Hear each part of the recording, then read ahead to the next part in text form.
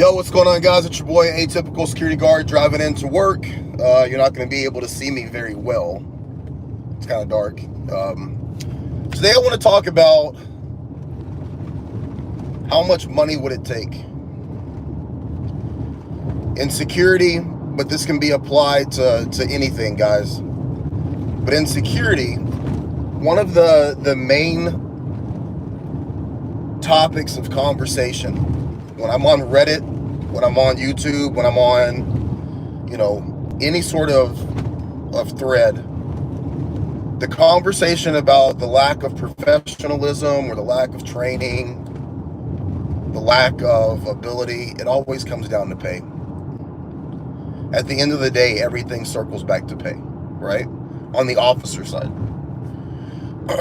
The conversation from the guys that are actually in the trenches, it's like, look, man, like, you can't expect me to dress a certain way, to have certain equipment, to carry myself a certain way, to do certain things for the amount of money that I'm getting paid. If I'm getting paid minimum wage, and for a lot of you guys, depending on where you live, minimum wage can be anywhere from like $12 to $12 to $18, $19, right? So the thought process is that if I was making more money, I would put out more effort. I would go over and above, as opposed to the bare minimum. I would be more willing to train. I'd be more willing to better myself. Like, there would be a better reason for me to do that if I was being financially compensated, right? And that makes sense in theory. But that's not how it works. The people that are successful when they're making a decent amount of money, not just in security, but in any aspect of work, those same people are going to be successful if they're working a job that pays far less. Because in my opinion, in my experience, and I'm almost 46, I'll be 46 in a couple months. My experience is that you can't put a price tag on work ethic.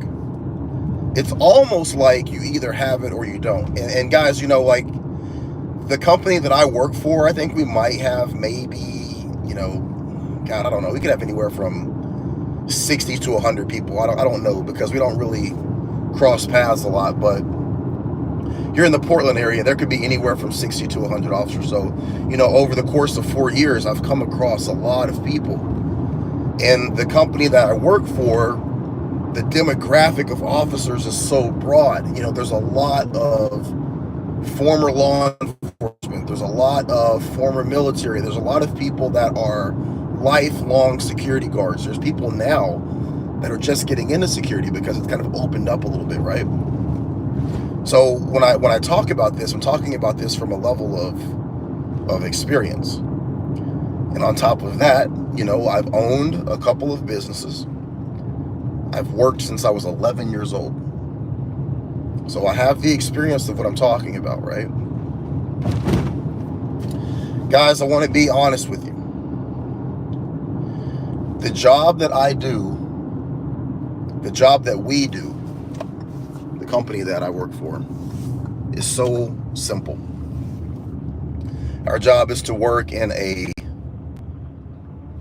cover officer role and to provide protection if anything happens. Now think about that again, to provide protection if anything happens. We're not in a position or a role where we're forward facing and looking for issues or seeking out opportunities to engage with things. For the most part, our job is strictly a responsive position. Now, if you were to take any security guard, I just went over 10,000 subscribers. So shout out to everybody who's subscribed. If you haven't subscribed, please subscribe now, right? But I just went over 10,000 subscribers. It took me close to 4 years to get 10,000 subscribers. I'm very grateful for that. But the vast majority of people that subscribe to this channel are security guards. If you were to ask them, how much money would it take for you to level up your abilities? What would you have to get paid per hour to properly follow the instructions of your post orders? What would you have to make in order for you to not call off at a moment's notice, to not find ways to wiggle out of work? Just all the things that you deal with, everything that people deal with at that bottom level. Like if you're, I'm not throwing Allied Universal under the bus. When I say Allied Universal, like that's the biggest company out there with like the lowest level of guards across the board, right? I'm not disparaging their company. I'm just saying that everybody knows as a standard. It's like saying McDonald's, okay? If you were to ask people, like, what would it take for you to not do the things that are associated with that type of security? Calling off, dropping your shift, not following your post orders, not beating somebody over the head, like anything, right? And this goes for any companies. I think most people, if I were to say, I'm going to pay you $30 an hour, I'll give you $30 an hour. Now, if you're a high school graduate, if you're 23 to 35 years old, right? Where, without a college degree, are you going to make $30 an hour? Short of construction or something that is, very specialized. I would say it'd be very, very hard for you to find a job that would pay you $30 an hour, put you in a position to work over 40 hours a week, and make close to $100,000 after overtime. As a security guard, that'd be very difficult to find. You would think that, like, the average person put in that situation, they would say, sign me up, and I will do whatever it takes for this to be successful. What if I told you I would pay you $33 an hour? So think about $33 on a time and a half scale if you work overtime. Where are we at now? What if I told you it would be 35? What if I told you it was 37? Would you be able to not call off when your girlfriend gets upset because she hasn't seen you all week? Would you be able to not drop your shift because you want to go to a certain concert? Would you answer the call to work for somebody else on your day off? Would you do that consistently over the course of a month or 3 months or 6 months or a year? Would you be able to do that if the job entailed you just being a scarecrow? Don't do anything. Just stand here. Be a deterrent. Don't get involved in anything. Now, most of you, if you're hearing this and you're working any job, whether you're a security guard or not, if you're hearing this, you're working any job where you're making $13 to $17 an hour, you're like, man, sign me up. Whatever they want me to do, I will do it. Guys, I'm here to tell you, working in this environment for over 4 years, the amount of people that I've seen come and go is absolutely shocking. The amount of people that I have seen outright just be frustrated to no end and quit within 3 to 6 weeks is mind-boggling. There's no price.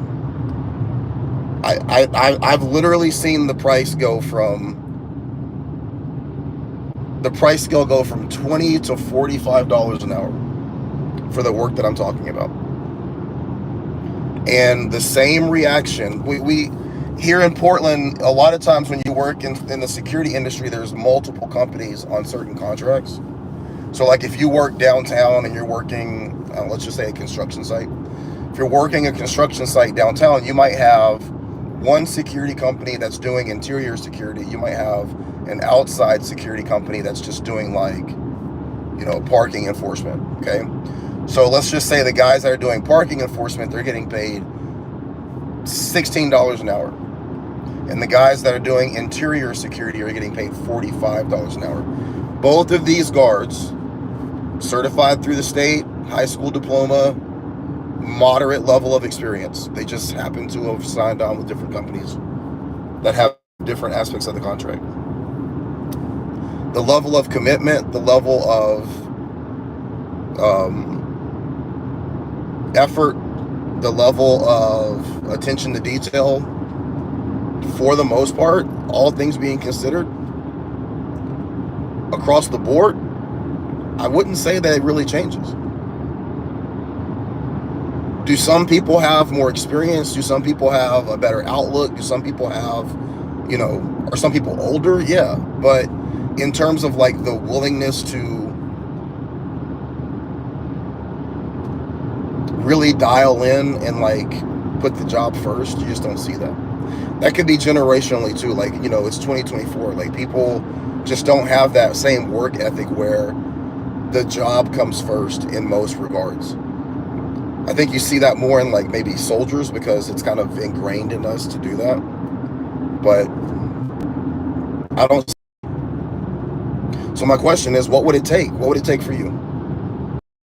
And you have to really ask yourself, like, it's easy to just watch this video and go, man, you can pay me $38 an hour. I'll do it. I'm telling you that you won't. There's no amount of money. There's no amount of money. There's not. Because human beings are self-serving. This is not a shot at the security industry. I'm just saying this in a general sense. This is you probably see this at hospitals with nurses. I'm sure you see this in every industry where there's an opportunity for people to make decent money. The job is relatively straightforward and simple. The problem is that people just don't want to work. They just don't. I find joy in working. That's weird. There's probably some sort of mental illness issue there that I'm like running from something, but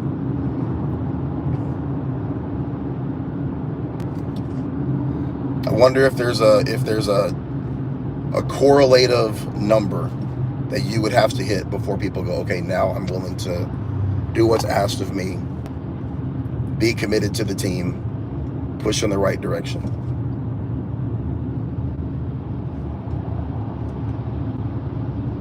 It's mind-boggling. I've seen guys who like would never be placed in a situation. There's certain contracts out there where you can't work unless you have a certain level of experience, right? The company Constellus or Triple Canopy or Blackwater, whatever they're going by now, that's the military contractors that work primarily like overseas. They have jobs where you can do prison transport, you can do courtroom work, and these jobs are like, $45, $55 an hour. That's a ton of money. That's straight time. And they can't find people to work. We have over 30,000 security guards in Oregon. And if you go on Indeed, there are equally the same amount of jobs available at $20 to $25 an hour that there are $40 to $55 an hour. Why are they posting those jobs? Like, that should be someone making $55 an hour to do private security, where really you don't have the authority to do very much, and if you do, it's very, very little, very minimal. You would think that people would get that job and lock in and be like, I'm gonna ride this bitch into the dirt. It's not like that. And I talk to these guards, I talk to them, and they're unhappy. A lot of guards are just absolutely miserable.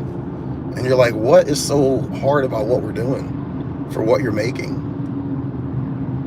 So there has to be like a direct correlation between your internal happiness, your ability to find joy in what you're doing, the purpose of what you're doing. I think that for a lot of security guards here in Portland, they just don't feel like there's a purpose, that what they're doing doesn't really matter ultimately. And I can see where the police officers have felt like that for the last couple of years, because when they have cut the cops off at the knees and they're not allowing them to do anything, you're going to work, you're putting on the uniform. For the last couple of years, the cops have just been kind of driving around. This is nothing against the cops. They didn't have any authority to do anything.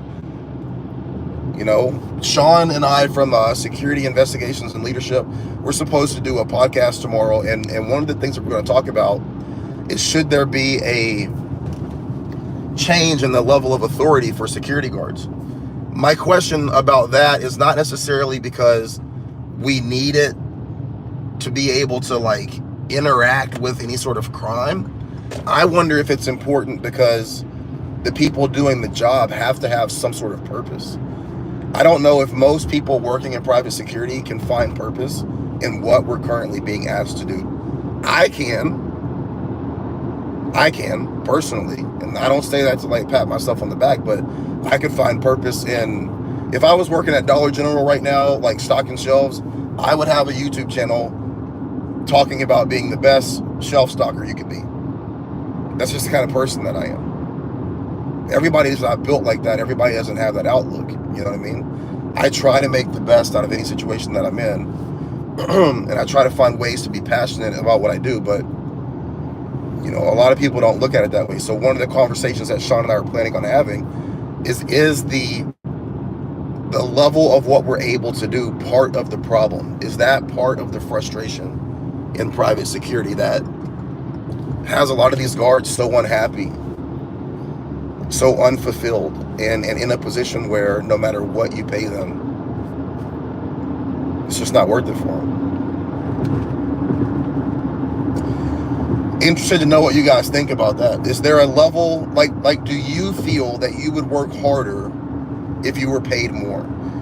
Andy Frisilla, he has a company called First Form, and the reason why I know this is because I'm from Missouri and Andy's from Missouri, he's from St. Louis.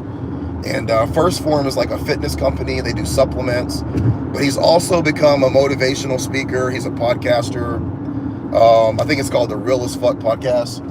And he's always going off about work ethic, right? And he talks about how at McDonald's, the person that becomes the manager isn't somebody that just turns it on when they get to the job. Whether you're the store manager that ultimately becomes the regional manager, the national manager, like that person, no matter what job they have, they always were trying to kill it. He's like, if you can't make the best this is his exact quote, if you can't make the best motherfucking French fries, you're never going to be a good manager. You're not going to get promoted and become a better McDonald's employee, right? And a lot of times in the security industry, people are like, hey, if I become a supervisor, like then I'll tighten it up. You don't have the reps. You're not going to just be able to turn it on and be a better guard when someone gives you either more money or more authority, right? That's the conversation and the thought process. But I'm asking you guys, do you feel that if you were given more authority or you were given more financial incentive, would you change how you approach security? I don't want to say, would you do the job better? Because I don't know that you're not doing your job right now. I don't know that you're in a position where you're self-assured or self-aware enough to be able to kind of like evaluate yourself and say, yeah, I could probably work more, give a little bit more, be a little bit more dialed in when I'm there, you know, or if you think that you're killing the game. But I would love your feedback on that. Is there a number that they could pay you to where you would be more dialed in? Is there a level of authority that you could be given that would make you care more about being a good guard? I'm at a stoplight, so I can look at these real quick. Someone says, enough money to live on. If I had enough money to live on. That is a big statement in Portland. So another aspect of my job is that I work around the employees of the place, right? And I hear that a lot. There was a big strike. We have this book. It's a library. It's called Powell's Books. It's like the biggest bookstore, I think, in the country. It's a city block. They had a big strike, and they always, when people strike in Portland, the argument is that they need a livable wage. I need a livable wage. Pay me a livable wage. And it's like, well, what's a livable wage? Like, if you're stocking books at Powell's Books at the library, should you be making $100,000 a year? And I would dare say that if you paid a lot of people $100,000 a year, it wouldn't change their work ethic, right? I've seen 2 strikes in the area that I work, around me in the peripheral. I've seen two companies, I've watched two companies go on strike, stand outside, picket, the whole thing. And the argument was, we need a livable wage, pay us more. I want to say that maybe the raise was like $3 for one company, and maybe it was like collectively $5 over amount of time for the other company. There was no change in the way that people worked. If I were to walk into that business and get a cheeseburger or a pizza or whatever, there would be no difference in the attitude of the employees or the people that work in that environment. They're still angry, they're still upset, they're still not happy. So I don't know that money is necessarily the deciding factor.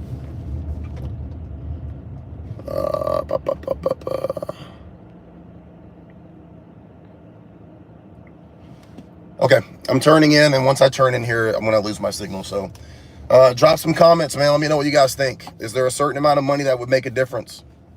I want to hear your thoughts. Okay, you guys be safe, right? Take care.